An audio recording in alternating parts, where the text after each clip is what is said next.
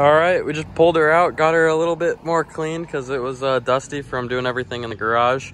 So I cleaned it up a bit. We're gonna pull it into the paint booth and we'll be able to start primer today. I still got a lot of masking to do though. So as per usual, got ahead of myself and didn't film very much, but quick update.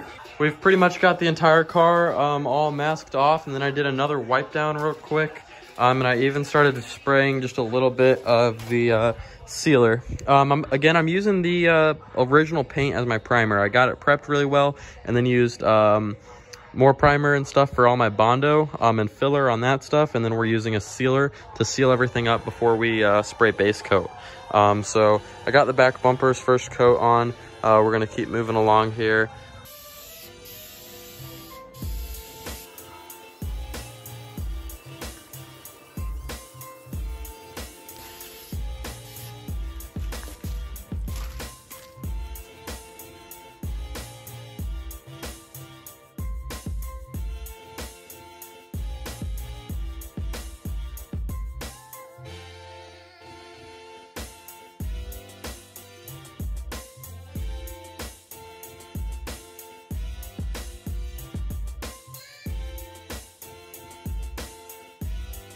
All right, I just got all the primer sanded down. I didn't record that. I know sanding's kind of boring and I'm sure you guys don't want to see that. So we're gonna give it a quick wash, get it back in the paint booth and finish getting it the rest of the way. My paint actually showed up today.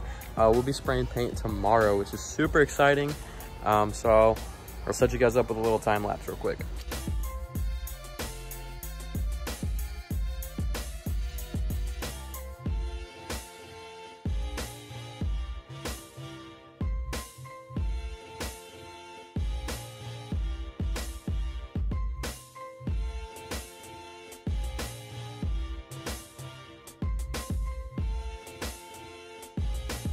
All right, because I don't think I've explained yet, I sanded down the sealer because I was just using it out of a spray paint can, so the finish was not good, and that's what the base coat's gonna lay down on.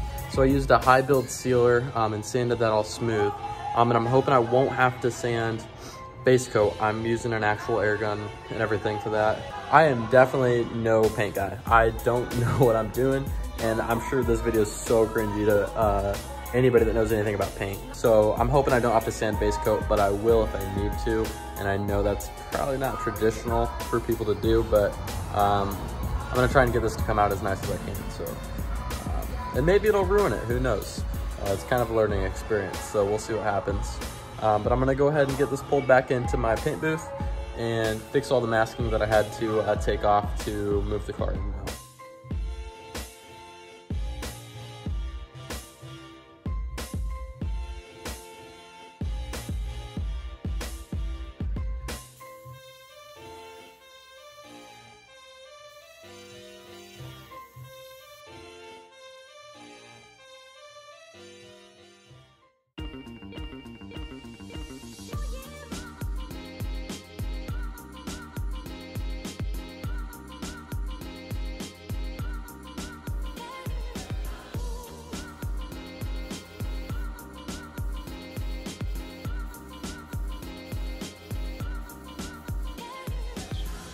Yeah, so base did not come out mint. You definitely need work before clear coat. I don't know how much of the imperfections clear coat will cover, but I mean, you can kind of see it looks like a little rattle canny. And then I like was so stupid and opened the door into the plastic on like some spots. So we definitely need to sand some of that down. And I think I might even spray base over this again. After I sand it, I might spray like 1 or 2 light coats before clear. Because yeah, like I said, there is definitely some imperfections and I know you'll be able to see that. So we're gonna start working on that and see if we can get this to come out a little better.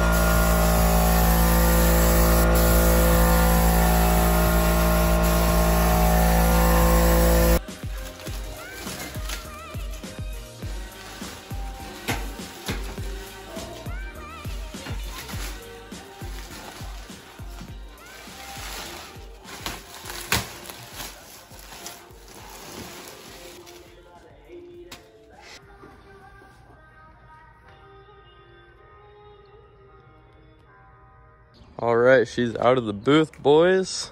Now begins the very satisfying process. I think this is gonna be the best part of the whole thing, is sanding it to get rid of that orange peel. So I sprayed the clear coat on super thick and lots of coats because I knew I wasn't gonna be able to get like a mirror finish. So I left enough clear coat so that I could sand everything down and then polish it smooth, and I think we'll be able to get it to come out really well. So, all right, here's a quick before and then after the cut, buff, and polish. I'm not sure if I'm 100% happy with it yet. You can still see, it's kind of hard to see on camera. But there is some little specks and stuff left. And then obviously this is just a test spot, so I didn't like do it perfect or anything. So I might end up sanding down and re-spraying clear. Like 2 more coats to do it again, because I don't know if there's enough clear to go all the way down through all the orange peel. I haven't tried yet, so I'm gonna try that now. If there's plenty of clear, then that's great. This is literally gonna turn out like almost perfect paint. If not, I'll probably end up respraying clear, just because as much time and stuff I've spent on this, I want to be happy with it. All right, I risked it, knowing there was a chance that I burnt through the clear coat and would have to re-clear it. But I decided that to be happy with it, that's what I wanted to do because of the quality I'm trying to get this to turn out. But good news is I don't think we burnt through the clear anywhere except for this one spot. I wasn't paying attention to the corner. On the corner, it's really easy to go through. And I think I'm gonna leave that, unfortunately. And then you can kind of see the little dark spots is where like I didn't get through all the way through that orange peel. And you will be able to see that a little bit. But I think it'll be good enough where I'm happy with it for what this car is gonna be. So I'm gonna buff and polish this. We'll see how it turns out. I'll show you guys that real quick.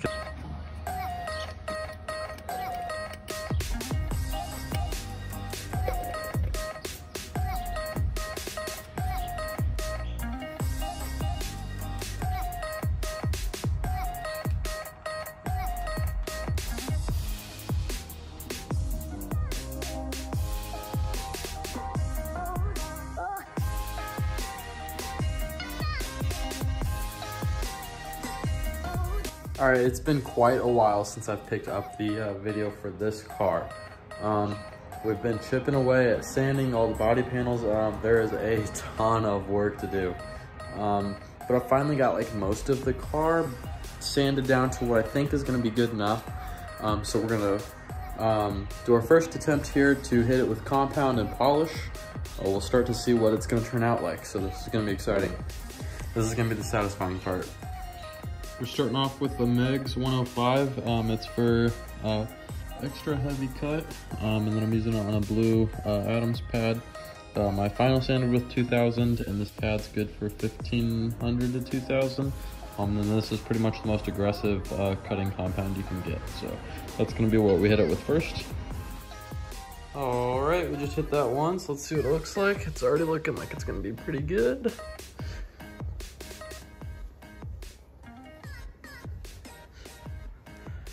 That's a lot better than before. It looks like we definitely still got some scratches in it. And there is some orange peel left. You can kind of see. Yeah, this lighting shows it really well. Probably gonna go over that once or twice before hitting it with polish. I think we do have really harsh lighting in here, which shows all the imperfections really, really well. I think once it's outside and stuff, it won't look too bad. But honestly, for an at-home paint job, I don't think I'm gonna be too upset with that. We're gonna keep on going on so we can kind of get a better idea with the whole panel. All right, so quick change of plans. As you can see, that is super scratched up. There was like a step or two I didn't do on the hood that I ended up doing on the rest of the car, so I wanted to hit a different spot to see if the rest of it was gonna turn out better, because as I'm getting into that, I'm like less happy with it. So I hit this spot on the door, and it is much better. I'll see if I can get this to focus very well. Definitely like less scratch, like there really isn't scratches left. There is still that little bit of orange peel, which I'm okay with, to be honest. But Yeah, no scratches. So I'm gonna have to probably end up resanding the hood. So I'm probably gonna continue with this on this part of the car for now, and sand that later. All right, boys. Got most of this side done.